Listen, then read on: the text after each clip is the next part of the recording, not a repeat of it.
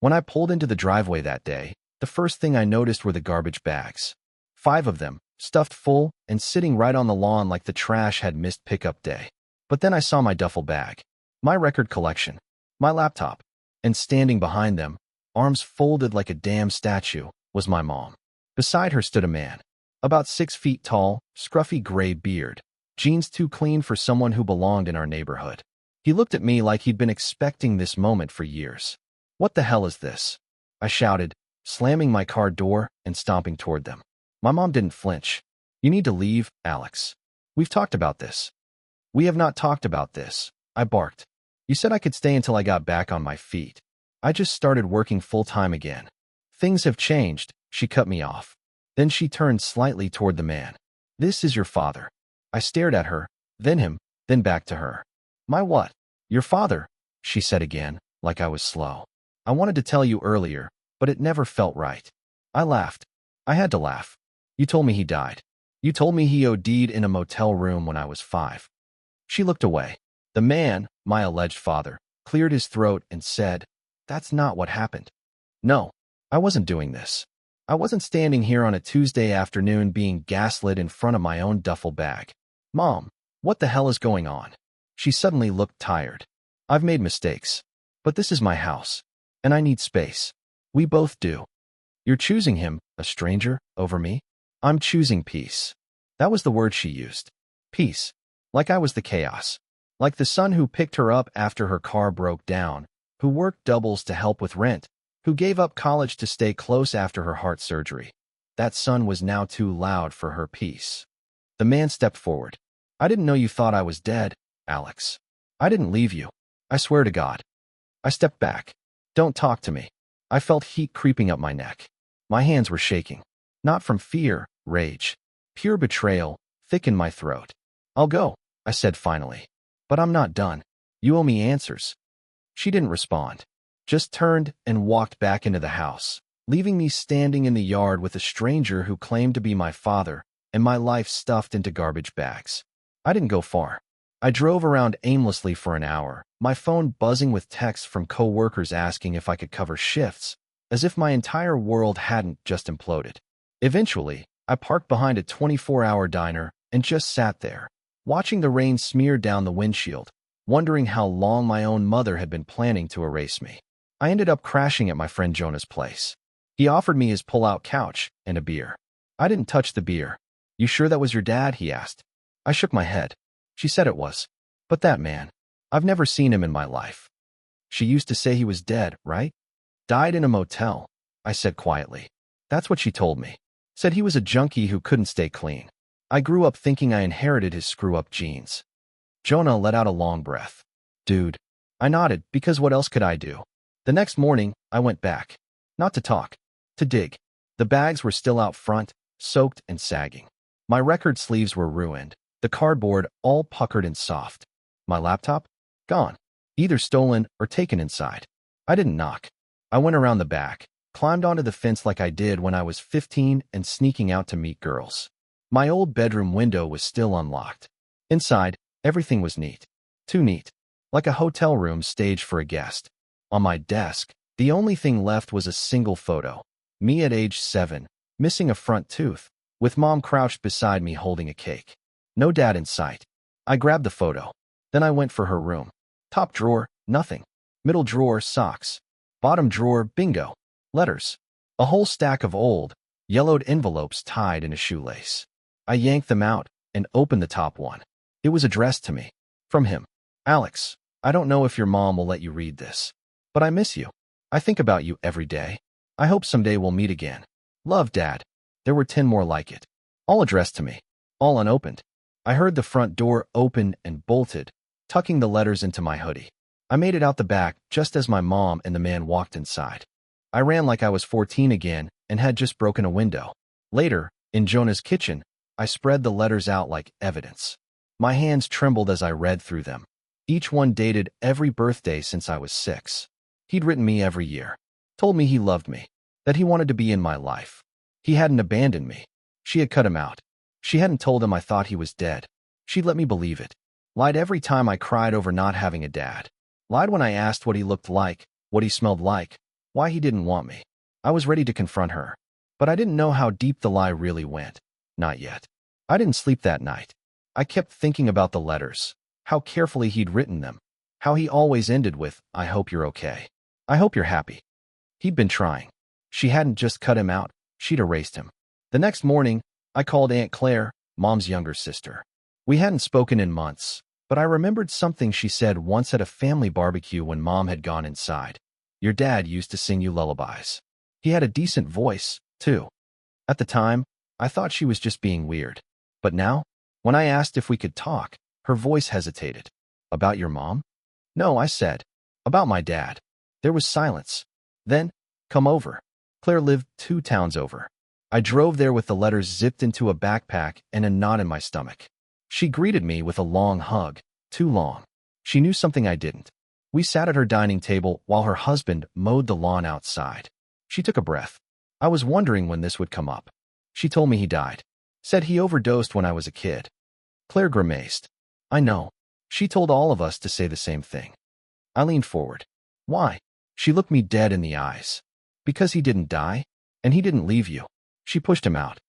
That hit harder than I expected. "Why? What did he do?" Claire shook her head. "Nothing. He was a good guy. He worked nights to support you, played guitar in the mornings to calm you down.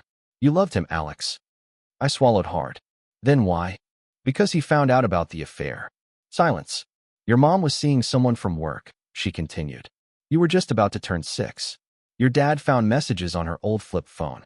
He didn't yell, didn't even call her names. He just shut down. He said, 'I want to work through this.' But she didn't, I guessed." Claire nodded. "She told him she was done, kicked him out. And when he tried to come back, she threatened to call the cops. Told him if he showed up again, she'd say he hit her." I felt sick. "He never did," she added quickly. "He never laid a hand on her.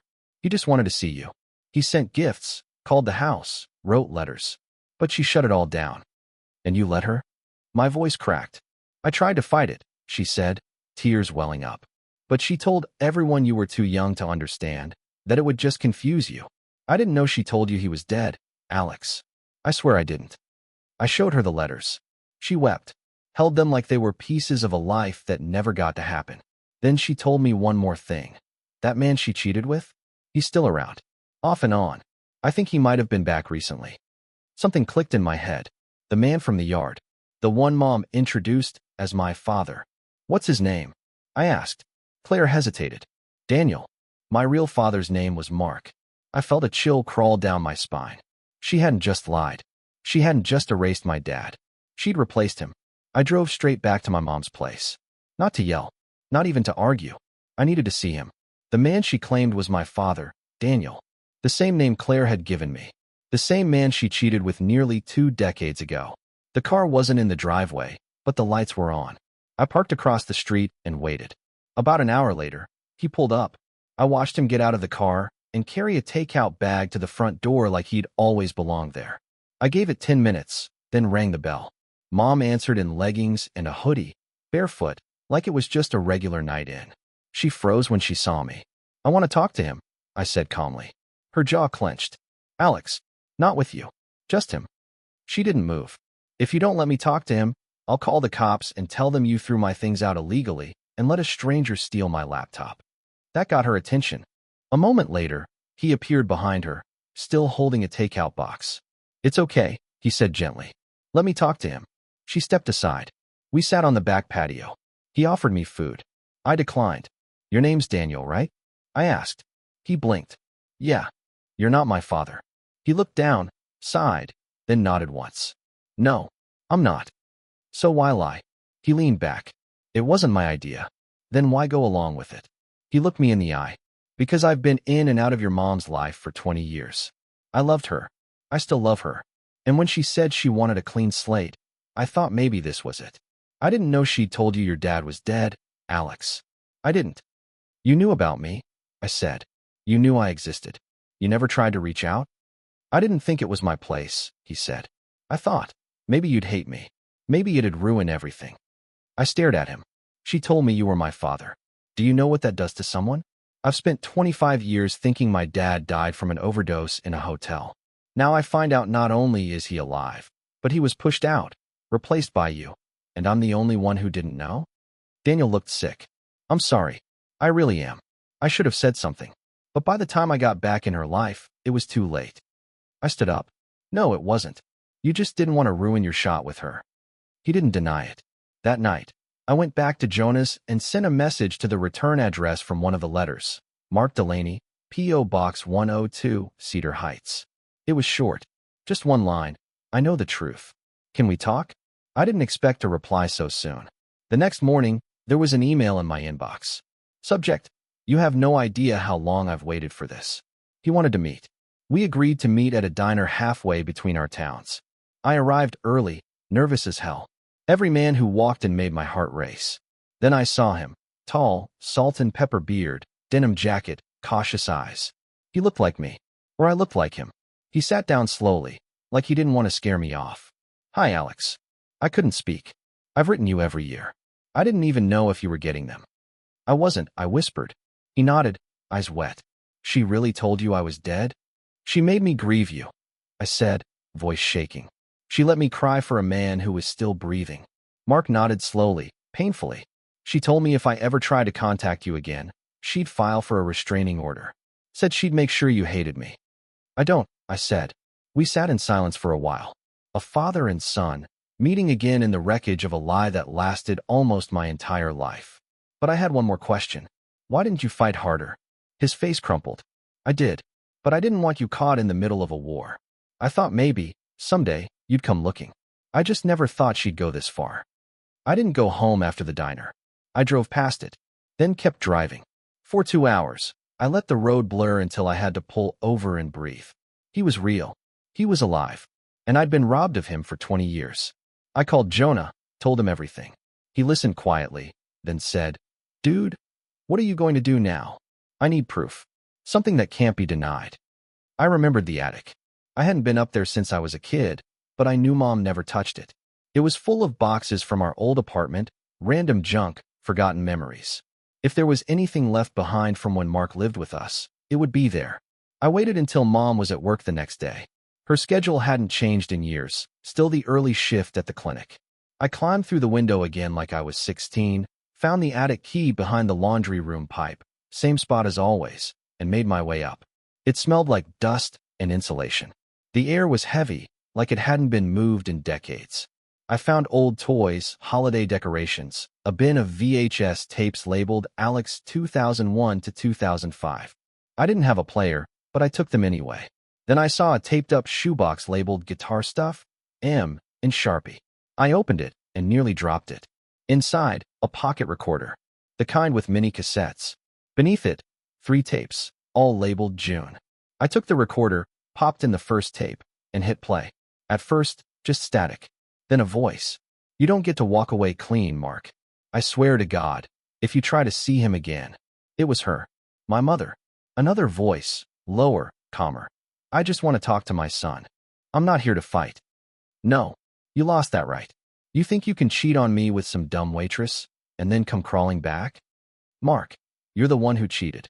I saw the texts, Robin. Silence. Then Mom again. If you show up again, I'll tell him you hit me. I'll tell him you were a junkie who left us. I'll make him hate you. I stopped the tape. My hands were shaking. My lungs felt tight. I listened to all 3 tapes, hearing my mother's voice twist and break, laying out a calculated plan to erase my father. Threats. Lies. All captured in her own words. This wasn't just a lie. It was a weapon she'd used for 2 decades. I took the box. The tapes. Everything. I didn't call her. I didn't text. I showed up after her shift, recorder in hand, and waited on the porch. When she saw me, her face drained of color. What are you doing here? Can we talk? She hesitated, but opened the door. I followed her into the kitchen, the same place she used to pack my lunches, kiss my scraped knees, lie to my face. I set the recorder on the table, pressed play. Her voice filled the room. Her threats, her plan, her truth. She didn't speak, didn't blink. When the tape ended, I leaned forward. Why? She didn't cry, didn't apologize, just whispered, because he broke my heart, and I didn't want to share you. You took my father from me, I said, and I gave you everything else. No, I said, You gave me grief for a man who was never gone. And you made me believe I was unwanted. She finally looked at me. Her face was blank, empty. I was afraid you'd love him more. I stood up. You were right. And I walked out. I didn't speak to her for weeks. After the confrontation, I crashed at Jonah's for a bit longer before finally finding a short-term rental on the edge of town. It was small, overpriced, and came with a leaky sink, but it was mine. For the first time in my life, I had space without the weight of her silence pressing down on my chest. Mark and I started talking regularly. He came to visit once a week. Sometimes we'd sit at the park and just talk. About music, the books I liked, what I remembered from when I was little. Sometimes we didn't talk at all, just existed in the same space, like we were quietly stitching something back together that had been torn apart before I knew how to hold a needle. One night, he brought me a guitar. It was yours, he said. I got it for your 4th birthday. You used to bang on it like crazy. I ran my hand over the wood. The neck was chipped and the strings were rusty, but it felt like mine in a way nothing else ever had. He stayed late that night, and just before leaving, he looked at me and said, "You don't owe her forgiveness, Alex. But if you ever want to ask why she did it, you should ask why you still can." I didn't want to. Every part of me resisted. But something about the way he said it, soft, measured, final, made me think maybe there was more left to uncover. So I went back. Not to fight. To listen. When I knocked on her door, she answered like she'd been waiting the whole time. Her eyes were sunken, her hair pulled back like she hadn't bothered to care much lately. We sat at the same kitchen table. She didn't offer me tea. Didn't try to smile. I asked, "Why didn't you just tell me the truth?" She didn't answer right away. Then she said, "Because the truth didn't make me the good guy." I stared at her. I was 29, she continued. Bitter. Angry.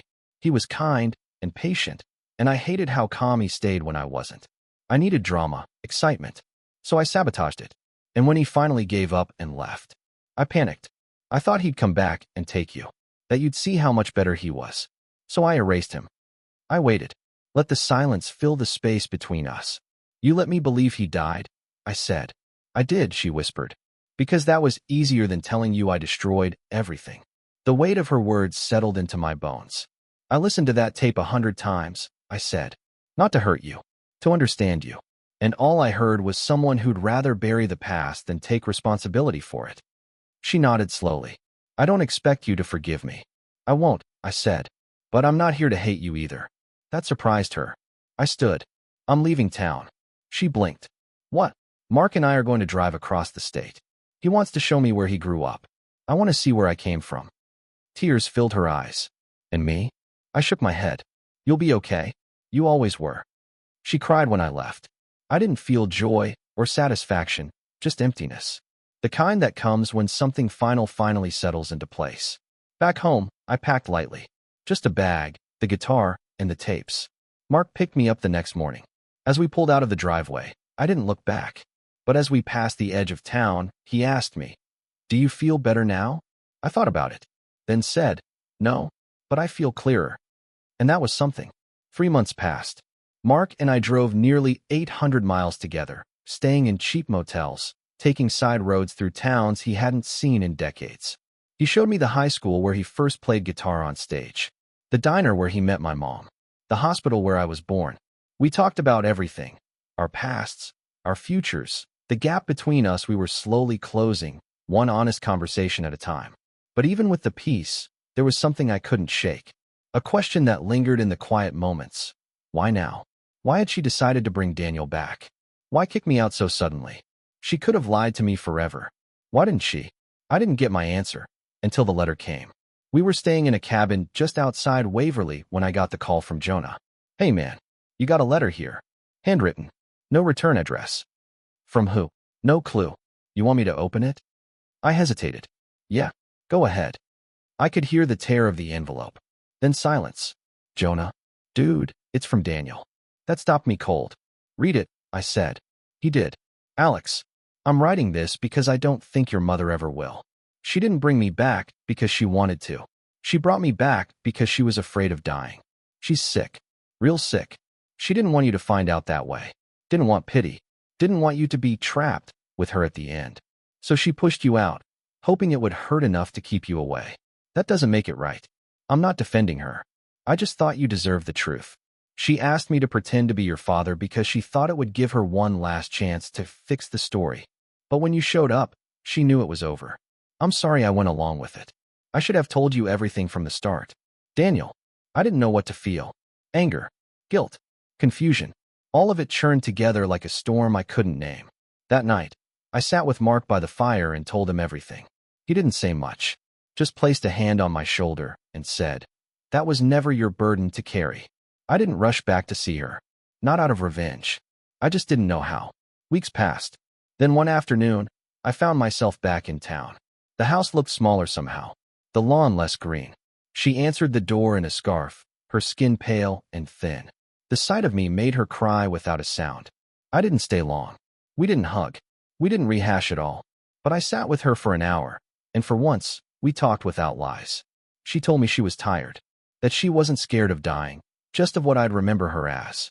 "You were my whole life," she whispered. "But I ruined yours." "You were a part of it," I said. "But not the whole thing." That seemed to give her peace. She passed 4 weeks later.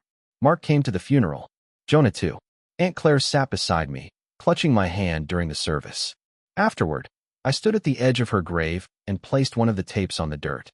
Not out of forgiveness, out of truth. She spent her whole life burying it. I didn't want to be like her. So I left it there, in the open, and walked away free.